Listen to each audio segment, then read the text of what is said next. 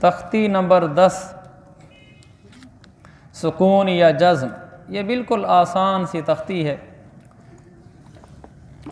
कि जज़्म कैसे पढ़ते हैं। देखें, हमज़ा बा ज़बर अब लिखा हुआ है, इसको ऐसे पढ़ेंगे हमज़ा बा ज़बर अब, हमज़ा बा ज़ेर इब। हमज़ा इसलिए पढ़ रहा हूँ, अलिफ इसलिए नहीं पढ़ रहा कि जब अलिफ के ऊपर ज़ेर ज़बर पेश या जज़्म यानी कोई हरकत आ जाए तो फिर उसको अलिफ नहीं पढ़ते, फिर उसको हमज़ा पढ़ते हैं। अगर अलिफ के ऊपर कुछ भी ना हो तो फिर वो अलिफ होता है। देखें ना, जैसे यही सफ़ा नंबर 19 के अंदर बिल्कुल आखिरी सतर लिखा हुआ है बरदन जमअन। बरदन के आखिर में जो अलिफ है उस पर कुछ भी नहीं लिखा हुआ ज़ेर ज़बर पेश में से। जमअन के अलिफ के ऊपर कुछ नहीं है, ये अलिफ है। और जो अभी मैंने पढ़ा है अब इब उब, यह अलिफ के ऊपर ज़बर है। जब अलिफ के ऊपर ज़बर आ जाएगा तो फिर उसको हमज़ा बोलेंगे।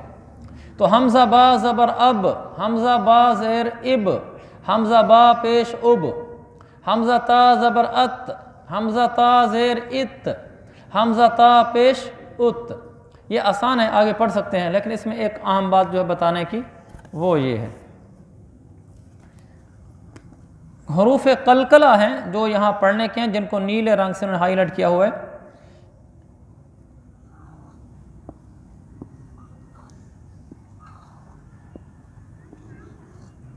आज मार्कर ठीक हो गया लिख लिख के। ये 5 हर्फ हैं, कौफ क़ा बा जीम दाल। इनको हरूफ कलकलह कहते हैं, हरूफ कलकलह।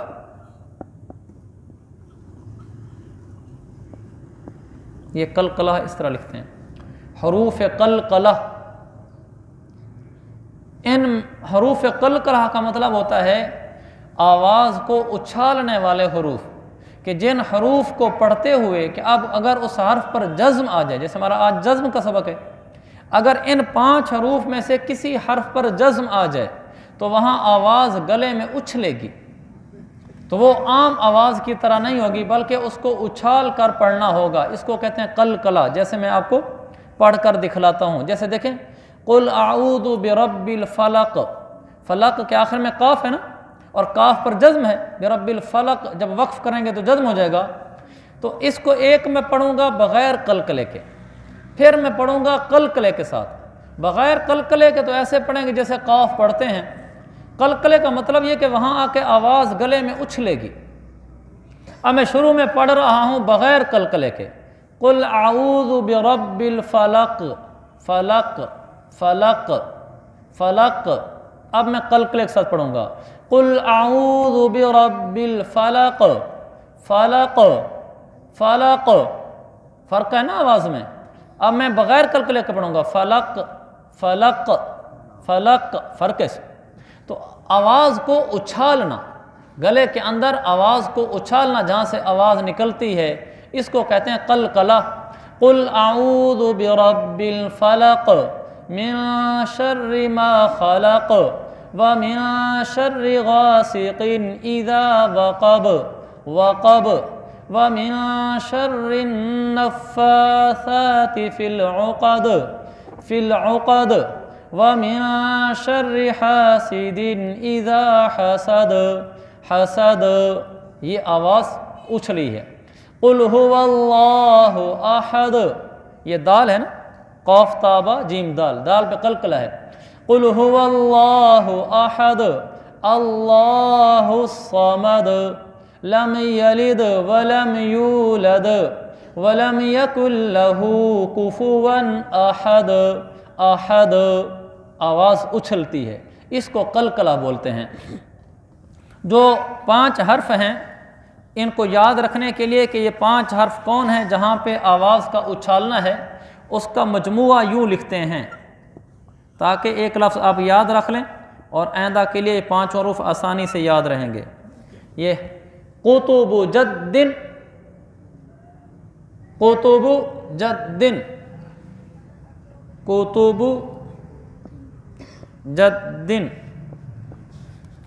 कुतुबु जद्दिन। ये लफ्ज़ रट्टा मार लें, कुतुबु जद्दिन। इसमें क़ाफ ताबा जीम दाल सारे आ गए। अब ये हरूफ हैं जिनमें कलकला करना है। अब ये 5 हर्फ हो गए। इनमें से पहला काफ है, काफ, और बाकी इसके अलावा 4 बच गए। ये काफ को मैंने अलग इसलिए किया है, काफ के ऊपर कलकला करना वाजिब है और बाकी हरूफ पर कलकला करना इख्तियारी है, जायज़ है। लिहाजा अगर कोई आदमी काफ पर कलकला नहीं पढ़ेगा तो गोया कि उसने एक वाजिब को छोड़ा है। कुरान को भी सीखना चाहिए मेरे अजीज़ भाइयों, कुरान को तजवीद से पढ़ना वाजिब है, कुरान को तजवीद से पढ़ना वाजिब है। एक है हुस्न क़िराअत के साथ पढ़ना, जैसे लंबी लय, लंबी धुन, खूबसूरत आवाज़, ये तो पसंदीदा चीज़ है। एक है कि क़ाफ को ऐसे पढ़ना जैसे पढ़ा जाता है, मसलन जज़्म होगी तो कलकला पढ़ेंगे, नहीं होगी तो मोटा फिर भी पढ़ेंगे। हर लफ्ज़ को ठीक ठीक पढ़ना ये वाजिब है। हुस्न सौत अल्लाह की अता है, किसी को बहुत खूबसूरत आवाज़ अता होती है, किसी की बिल्कुल हल्की होती है, लेकिन हुस्न सौत भी सीखना चाहिए। कुरान भी पढ़ें और ख़ूबसूरत पढ़ें, इसलिए कि जो अच्छा कुरान नहीं पढ़ता अल्लाह के नबी ने उसको पसंद नहीं किया। आपने फरमाया मल्लम यतगन्ना बिल कुरान फलैसा मिन्ना, जो कुरान को तरन्नुम के साथ खूबसूरत आवाज़ में नहीं पढ़ता वो हम में से नहीं है। इतनी नाराज़गी का इजहार फरमाया। इसलिए कुरान को अच्छी आवाज़ में पढ़ना चाहिए, सीखना चाहिए।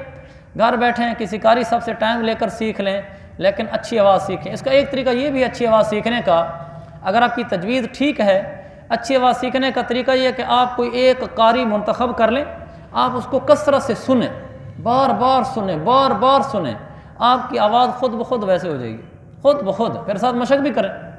तो ये है अब इन हरूफ में देखो, आप देखें सफ़ा, जिस जिस हर्फ के ऊपर नीला रंग है ना, ये हरूफ कलकला हैं। देखें, बा है, जीम है, दाल है और आगे ता के ऊपर जज़्म दी हुई है।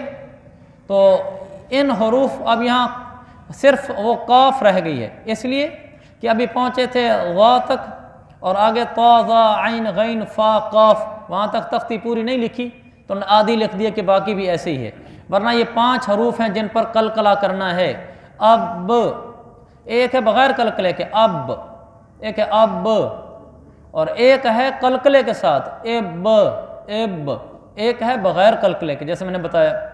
तो जहाँ पर नीला रफ हर्फ है वहाँ कलकला करना है, जहाँ नीला नहीं है वहाँ ऐसे पढ़ना है। अब देखें, अब एब ओब अत इत उत, इसमें कोई कलकला नहीं है।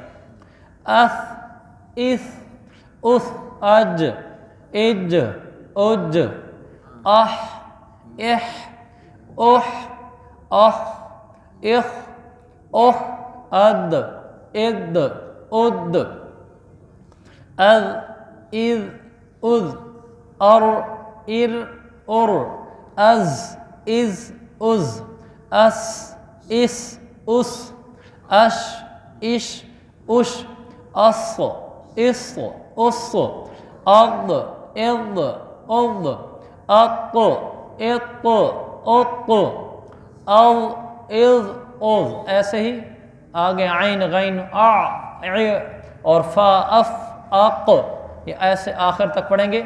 सूरत कुल हुवल्लाहु अहद और सूरत कुल आऊज़ु बिरब्बिल फलक, इसके आखिर में जहाँ स्टॉप होता है आयत पर, उसमें कलकले के हरूफ हैं, इसलिए इसको घर बैठकर मशक कर सकते हैं। कल इंशाल्लाह अगली तख्त।